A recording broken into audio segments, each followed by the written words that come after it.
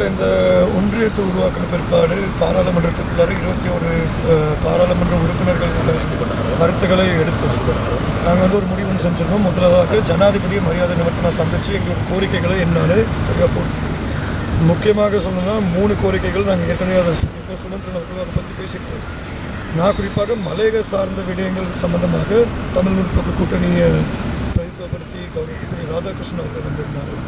அதே மாதிரி நானும் இங்கே இருந்து நாங்கள் இருவருமே ஒரு விஷயத்தை முன்னால் எடுத்து சொன்னோம். காணி உரிமையை பொறுத்த வரைக்கும் இங்கே காணி உரிமை ஒரு பிரச்சனை, ஆனால் அது இந்த சிஸ்டம்னால தான். இன்றைக்கி வடக்கு கிழக்கில் 40,000க்கும் மேலான வீடுகள் கட்டப்பட்டிருக்கு. நாட்டில் பல்வேறு இடத்துல தித்வா புயல்னால பாதிக்கப்பட்டவங்களுக்கு வீடு கட்டப்பட்டிருக்கு. ஆனால் மலையகத்தில் இந்த வீட்டு பிரச்சனை இன்னொரு இழுப்பறியாக இருக்குது. நான் மறுபடியும் சொல்கிறேன், இது அரசாங்கத்தை விமர்சிக்கிறதுக்காண்டி நாங்கள் சொல்லிட்டோம். கௌரவத்துக்குரிய ஜனாதிபதி அவர்கள்கிட்டையும் தெளிவாக எடுத்து சொன்னேன். நாங்கள் அனுபவிச்சிருக்கோம் ஏன் அந்த பிரச்சனை வருது, அந்த அனுபவத்தினால நாங்கள் உங்கள்கிட்ட எடுத்து சொல்கிறோம். இது சிஸ்டம் பிரச்சனை. முதல் விஷயம் நிதி ஒதுக்கீடு பத்தாது.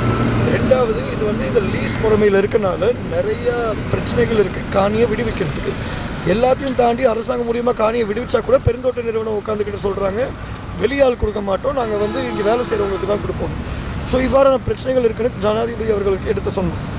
அது மட்டும் இல்லாமல் மலையகத்தை பொறுத்த வரைக்கும் இந்த நிதி ஒதுக்கீடு பத்தாதுன்னு சொன்னோம். முக்கியமாக இந்த விஷயத்தில் ஜனாதிபதி அவர்கள் ஒரு உறுதி கொடுத்துருக்காரு. அவருக்கு தெரியும் இந்த 5 பில்லியன் நிதி ஒதுக்கீடு பத்தாது. அதனால் இப்போ வரப்போகிற வரவு செலவு திட்டத்தில் கட்டாயம் நிதி ஒதுக்கீடு கூட்டி கொடுக்குறேன்னு சொல்லியிருக்காரு. ஆனால் அதை பொறுத்திருந்து பார்க்கணும். கூட்டி கொடுத்தா சந்தோஷம், ஆனால் அது எந்த முறையில் கூட்டி கொடுக்குறாங்கன்னு பார்க்கணும்.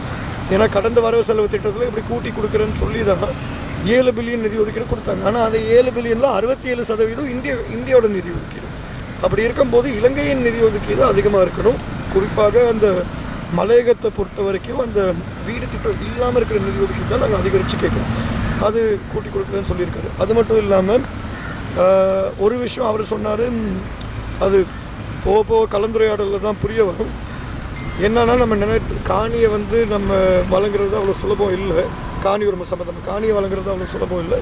ஏன்னா வளங்கள் பிரச்சனை இருக்குது. அதே நேரத்தில் நாளைக்கு மலைகளை பாதுகாக்க வேண்டிய பிரச்சனைகள் இருக்குன்னு சொல்கிறாரு. அந்த கருத்தில் எனக்கு எந்த விதமான உடன்பாடும் கிடையாது. அதை நான் அதை என்னால் ஏற்றுக்க முடியாது. ஏன்னா காணி உரிமை கட்டாயம் மக்களுக்கு வழங்கி ஆகணும். அப்படி இருக்கும்போது இதான் மலையக சம்மந்தமாக முக்கியமாக பேசப்பட்ட விஷயம். அது மட்டும் இல்லாமல் மாகாண சபை சம்மந்தமாக நான் ஏற்கனவே எங்களோட அபிப்பிராயத்தை முன்கூட்டியே சொல்லியிருந்தோம். மாகாண சபை சம்மந்தமாக மக்கள் மட்டும் இல்லை, அனைவரும் புரிஞ்சுக்க வேண்டிய விஷயம். இது தமிழர்களுக்கு மட்டும் ஒரு சாதகமான தேர்தல் முறை கிடையாது. மாகாண சபையை பொறுத்த வரைக்கும் இலங்கையர்களுக்கு மாகாண சபை தேவை, டீசென்ட்ரலைசேஷன் தேவை, அதிகார பகிர்வு கட்டாயம் தேவை. அது நீங்கள் சின்னலமோ தமிழோ முஸ்லிமோ அது ஜனநாயகத்துக்கு ஒரு அடையாளம், அது நம்மளுக்கு புரியணும். ரெண்டாவது மாகாண சபை தேர்தல் முறைமை சம்மந்தமாக ப்ரொபோஷனல் ரெப்ரசன்டேஷன் இருக்குது, first past the post system இருக்குது, மிக்ஸ்டு இருக்குது. இப்போ ப்ரொபோஷனலுக்கு அடியில் சிறுபான்மை தமிழர்களுக்கு ஒரு பிரதித்துவம் இருக்குது. நாளைக்கு இவங்க தேர்தல் முறைமையை மாற்றணும்னு முடிவு பண்ணிட்டா அந்த பிரதித்துவம் இல்லாமல் போகும். ஜனாதிபதி அவர்கள்கிட்ட எடுத்து சொன்ன விஷயம் அதான். 13 மாவட்டங்களில் குறிப்பாக மலையக மக்கள் வாழ்ந்துட்டு இருக்காங்க. நாங்கள் அந்த 13 மாவட்டங்கள்லையும் சிறுபான்மை தான் 10%, 15%. அப்படி இருக்கும்போது பிரதித்துவம் எடுக்கிறது ரொம்ப கஷ்டமாக போகுது. ஸோ ஆகவே இதை கொஞ்சம் கருத்தில் எடுத்து ஒரு புதிய அரசியல் அமைப்பு வரும்போது அதை பற்றி கலந்துரையாடிக்கலாம். இப்போதைக்கு பழைய முறைமையிலே எடுத்து பண்ணுங்கன்னு கேட்குறேன்.